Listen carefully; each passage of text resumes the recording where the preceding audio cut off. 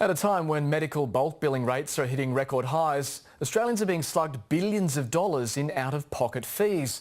The rising cost of personal payments is forcing hundreds of thousands of people to skip medical care because they can't afford it. 24 million patients take a lot of looking after. You need to sign the back of the form. In 2016, they used more than 150 million medical services, charged $7.5 billion to Medicare, and there was still a sting. Billions more paid out of their own pockets. Emily Chin was one of them. I know that the financial side of things did take a huge toll on my family. The 28-year-old was diagnosed with breast cancer 2 years ago and underwent a double mastectomy.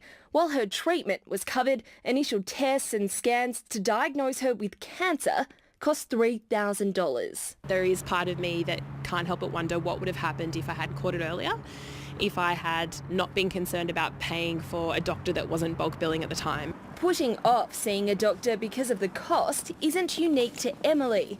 In 2016, 1.3 million Australians delayed medical care because they couldn't afford it. That has to be a concern, especially in a system where we pride ourselves on the quality, when we pride ourselves on access and equity. Of the $3 billion forked out in out-of-pocket expenses, $1 billion was spent on specialist fees.